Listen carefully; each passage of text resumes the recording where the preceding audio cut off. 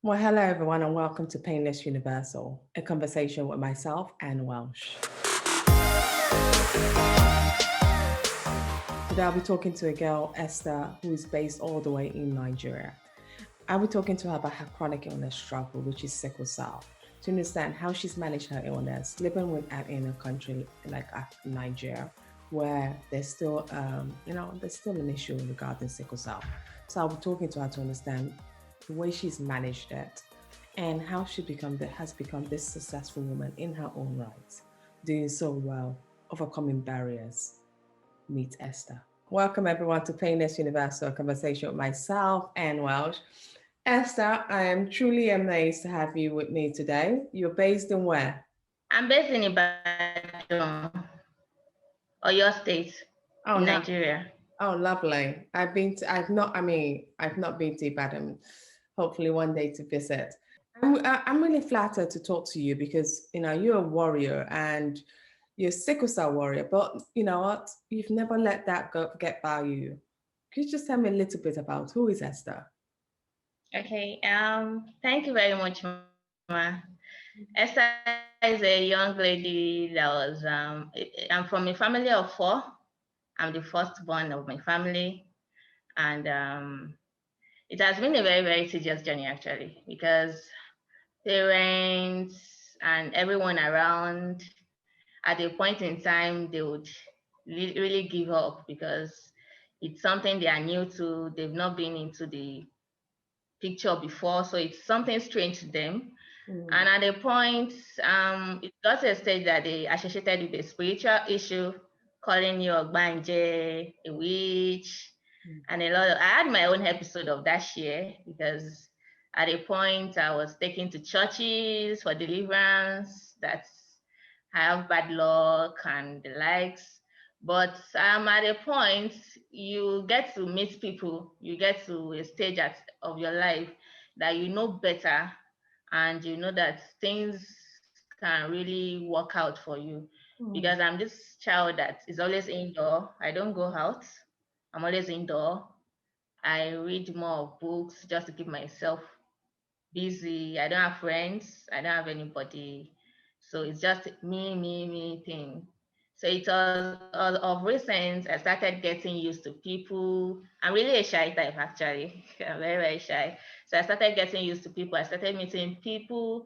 I started building my self-confidence because at a point the single mom stuff came into, because I did some mistake, because I won't say it's a mistake, but I learned a lot from it, because every experience you go through, the best thing to do with it is to learn from it yeah. and not use it as a stumbling stone for yourself not to go to the ladder of success.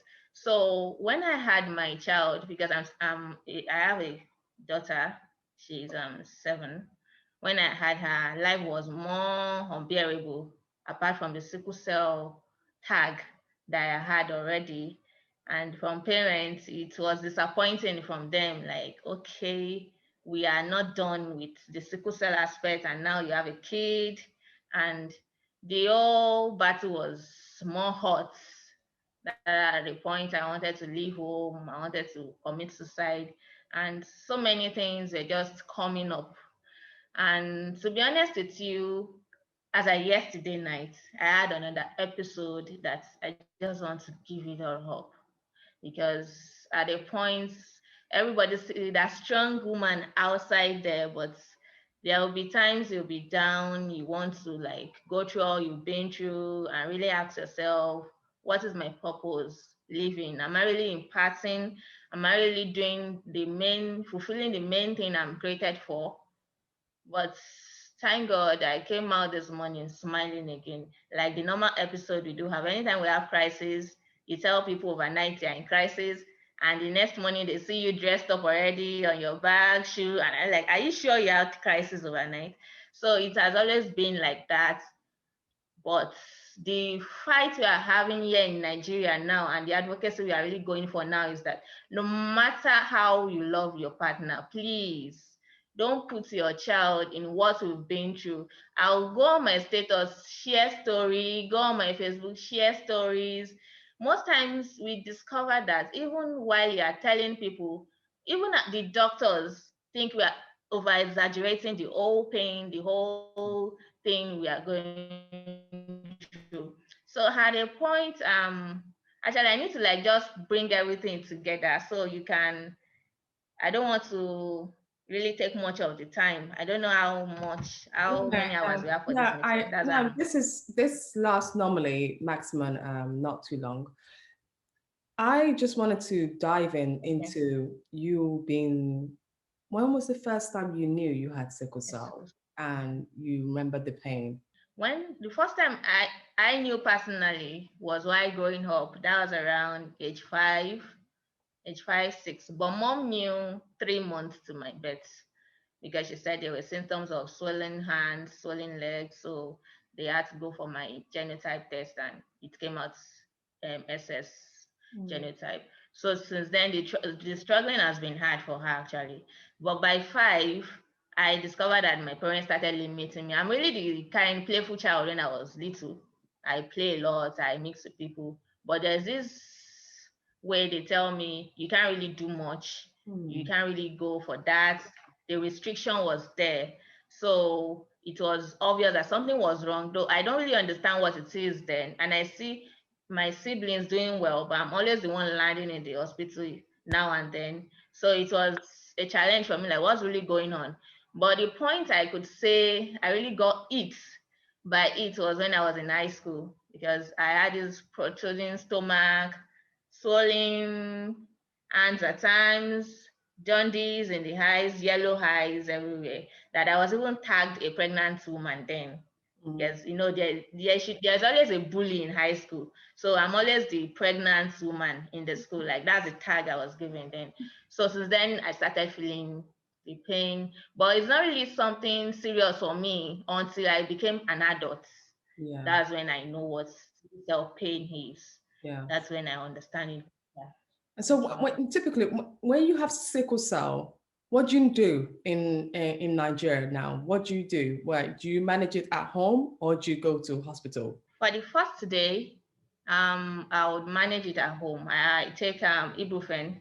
I have ibuprofen tablets. Mm. So once I take that with warm water, I get myself covered. Not much. I don't cover myself too much because too much it to trigger it for me. Mhm. So I'm always minimal about the covering thing. So just to cover myself and keep myself warm. But after taking the drug, if there's no changes, I go to the hospital because that's just the best bet And in when you're hospital, managing it. and they understand how Yeah, to deal with it better now. yes, Yeah. yes, yes. Um, you said, Though for now I don't have a specific hospital I'm using because I just came back to Ibadan. I okay, just came back. I just relocated back to Ibadan. okay. So, but I've been fine. I've been You fine said for now. you said your parents weren't, not very happy because of when you were diagnosed with sickle cell.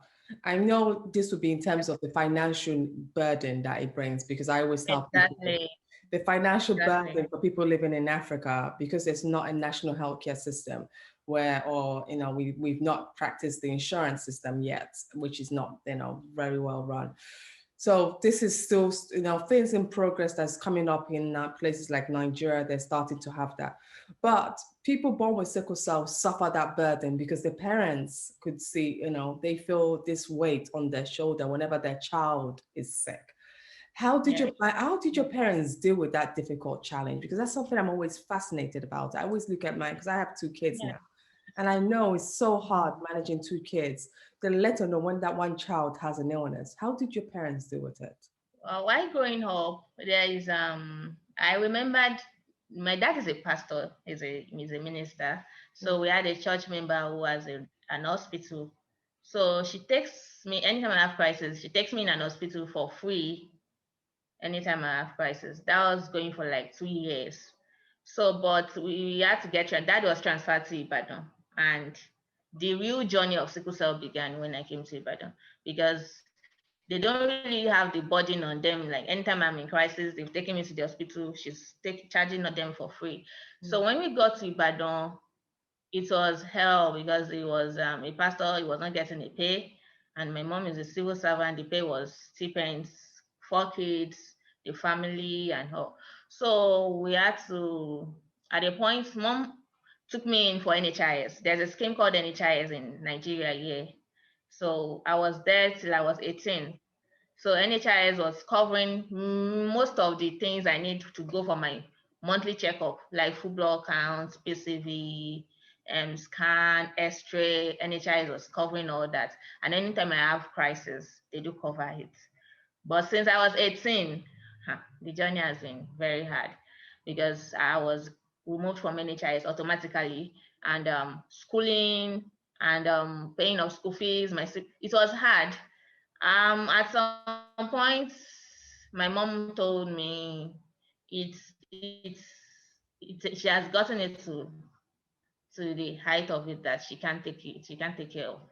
And dad was the type that is not really since they've attached it to the spiritual aspect, it was like it removed everything concerning me when it comes to my health.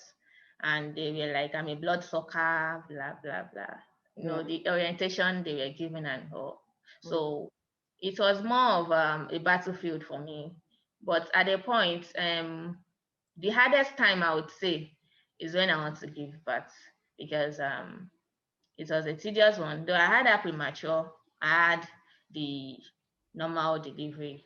Though that's the language people understand, the normal delivery, but every delivery is normal. Both CS, both everything is normal. So, but I had her myself without CS. So the pay was much. The guy involved was nowhere to be found. The family wasn't helping, and it was a disappointment on my own part too. But life goes on. You have to move on. You have to pick up your Yeah. pieces, No, absolutely. and I have to move on. So that was the worst part, that we had to go into borrowing loan, like mom borrowed loan to pay Mm. my hospital bills as at then. So, It's not easy. and the last one I had, I was very tedious. It was not easy. The Mm. last one I had was an adioyo. So we spent nothing less than 300K. And I was serving then, along with that. Mom was not around. So apparently I paid half of the bills because, service here, we had stipends we were taking. So I Mm. had to borrow. Then I started paying back when I was on my feet again, because Mm. I believe, though at times when you are there, you ask yourself that I just want to go, I just want to die. Like, just take this life and let me have peace. Because Yeah. at some point you'll be like that. But here we are still standing, and You, so we still have God's grace. Esther, you talk about people taking you to churches, people giving you all kinds of words in about what it is. Why do you think there's that stereotype to people with Okay. sickle cell? Why do you think people would assume a child with sickle cell is a bad child? And why? Firstly, I will start with the transfusion aspect, because in Africa we believe a child whereby it's taking blood, you have to transfuse. They believe maybe you're a blood sucker. Like, why would you take blood? It's not as if you had an accident. It's not as if you had a childbirth and you lose some of the blood. Why would you just come up and tell me your blood is no more? So there's no way you explain to them they would understand. Only if they're in medical, even the medical doctors at times, I don't understand. But I think firstly, that's the first thing they would and secondly, how crises come up at night, Yes. because I Yes. had an allegation from someone, then someone, like, maybe when you came back from your meeting and they've climbed you've flown in the air, so you are coming back and start complaining of your legs, of your hand. So many stories behind it. But those are the personal experience I've had. Like, okay, maybe you're a witch, you're a bird, and when you're back, you're having pains, or you're an horse in the spiritual realm and you're back, so you're having crisis. So some will tell you you are too fine to be. Someone told a friend of mine, she's also an SS, and she said she's too fine to be an SS. Like, you're too beautiful to be an SS. So definitely you'll be an Ogbanji. So normally in this part of the world, if you are too fine, then they believe maybe you are from the marine world and the likes. So when they see someone very fine, and one thing about us is that when we are having our exercise, there's this frail look we do have, like we are dehydrated. Mm. They're like, you are dehydrated. So we look dehydrated. Most of them like, no, at this point they need to make sacrifice so she won't die and stuff like that. So I think Wow. these are the three Yeah. stories behind the belief. And fourthly, I would say maybe because of the finances. Because if you have two kids and one of the kids is taking more than the other kid, Mm. spending, because most people believe when you're spending on your health, you are spending into a bottomless pit. That Mm. is just the belief here in Africa.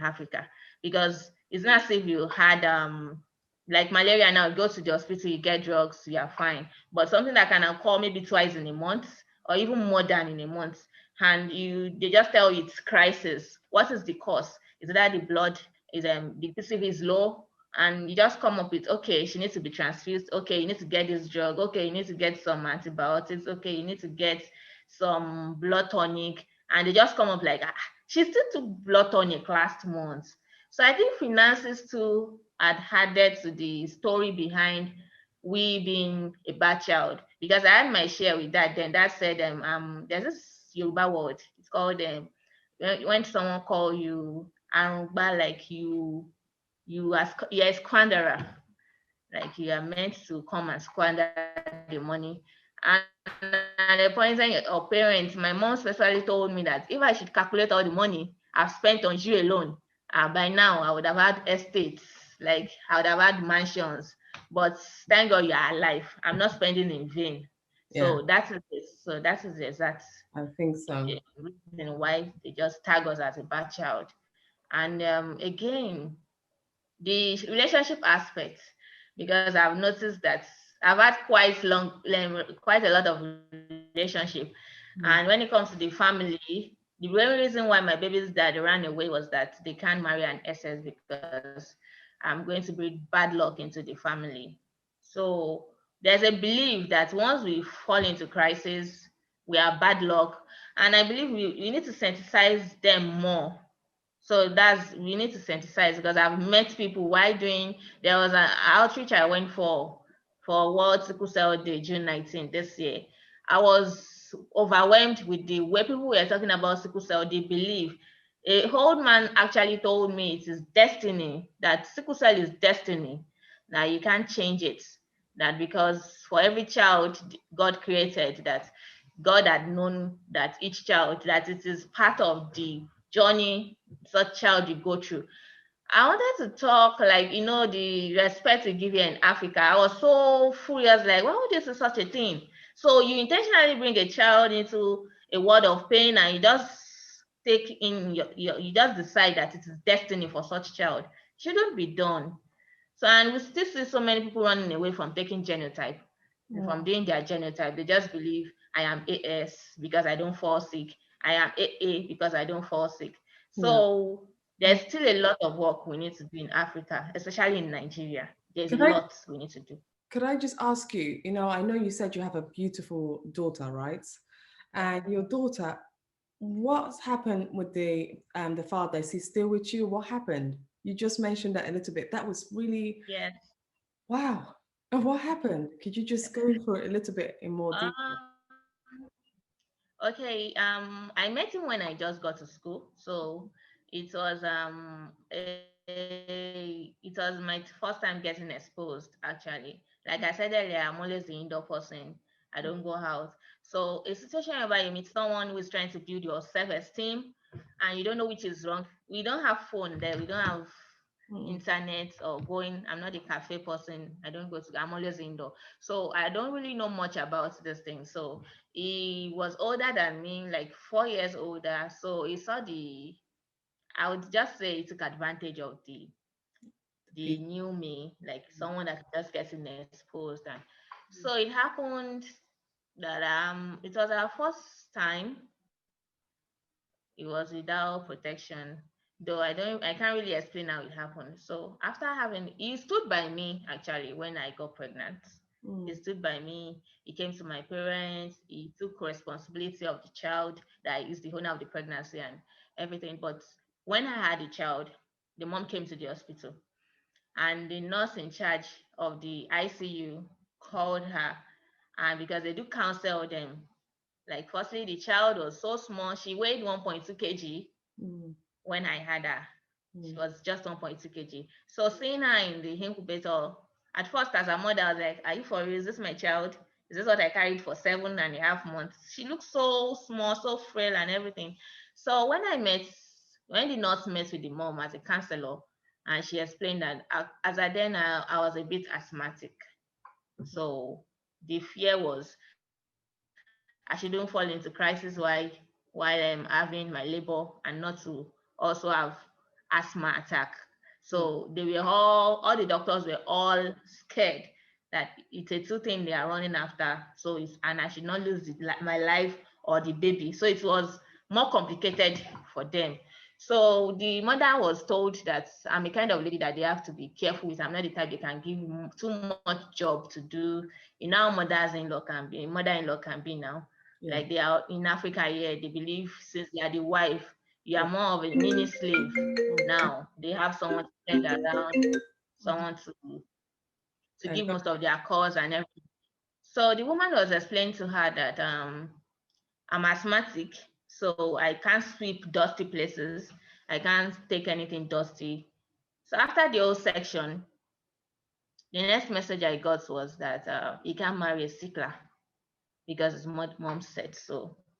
And more passion. I had more goals. I had more dream than just stopping at giving birth and believing that's the end of life. yeah. So I wanted to go back to school. I wanted to have more. I wanted to explore. I'm the adventurous type, so I want to meet more people. You can't just tie Yeah. me down because of one mistake. Though at the point my parents were trying to tie me down because of that one mistake, but I had to tell them no. If I had a child, that doesn't mean life should stop there. That doesn't mean I should get married and I should be relegated, that I can't become any other thing. So Mm. going to school, to my university, was something I took courage on myself. I had to call someone, gather money for my exam, because my parents were all hands up, like they are done. They've tried enough for me. But thank God, that same year I got my admission into the University of Ilorin, and but till now, it's not even taking responsibilities, Wow. because maybe 6 months after I got to know that he impregnated another woman, Mm. and she also had a child for him. Yeah. So I told myself, even though I want to go back to you, this is just a red Something. Yeah. Red line for flag. me that no, I'm not going to cross it. Yeah. Yeah, No. so I had to move on. But Esther, relationship after that has been, yeah. Esther, I'm really inspired by your story. I've not been able. You are very Yes, courageous. ma'am. You don't let anything define you. What will be your final message of hope for people with sickle cell in Nigeria? And my final message is this: that no matter how hard, because we are going through a lot, but life itself is hard for Mm. us, let alone combining sickle cell and some stigma, wherever. Because for me, I don't think stigma can stop me. No matter how hard people stigmatize me, it won't stop me. Then I would say more that we discover that in the workplace, we are not allowed most times here in Nigeria, especially when hello, can you hear Mm-hmm. me? The Yes. network. Mm-hmm. At workplace, you have to, once they do their test and they discover you're an SS, they just tell you we can't take you, because they believe you can't go through the stress, you can you can't perform well. But I do tell people that no matter the limitation, we've seen people do it. We've seen the likes of Tony or Ashino, or she's in the workspace and she's doing very, very fine. And we've seen Yeah. many other people that no matter how well the society is relegating us, give Mm. in your all. Don't give up.